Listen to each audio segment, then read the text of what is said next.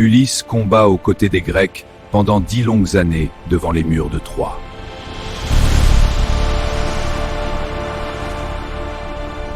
Ulysse conçoit le stratagème du cheval de Troie, qui mettra fin à la guerre. Troie est prise et mise à sac.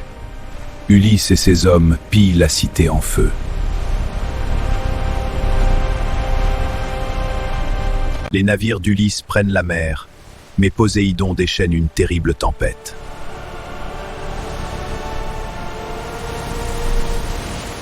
Ulysse et ses compagnons pillent la ville des Cyclones avant de reprendre la mer.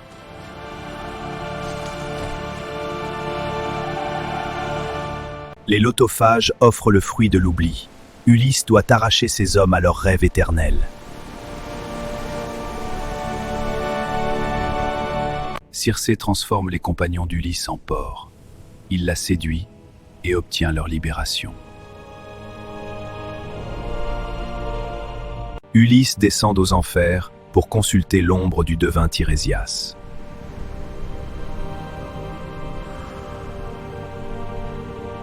Attaché au mât, Ulysse écoute le chant mortel des sirènes sans pouvoir y résister.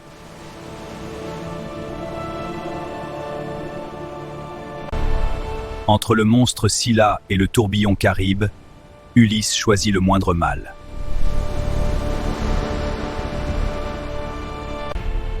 Ses compagnons tuent les bœufs sacrés d'Hélios. La colère des dieux s'abat sur eux. La foudre de Zeus détruit le navire.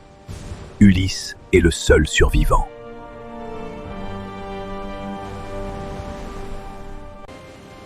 Retenu 7 longues années par la nymphe Calypso qui lui offre l'immortalité.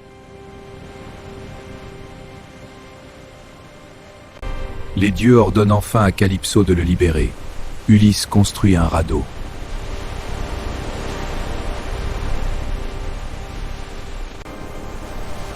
Épuisé, Ulysse fait naufrage sur l'île des Phéaciens.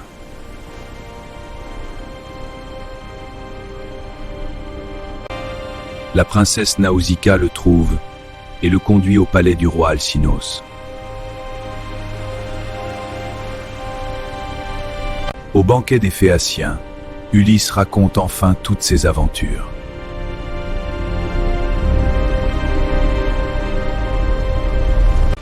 Les Phéaciens le ramènent à Ithaque pendant son sommeil. Il se réveille chez lui, sans le savoir. Athéna le transforme en vieux mendiant pour qu'il puisse observer son palais.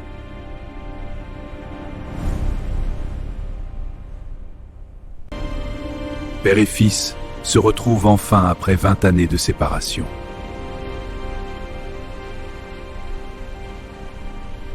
Seul Ulysse parvient à tendre son arc et à transpercer les 12 haches. La vengeance commence. Après 20 ans, Ulysse et Pénélope se retrouvent enfin. La paix revient sur Ithaque.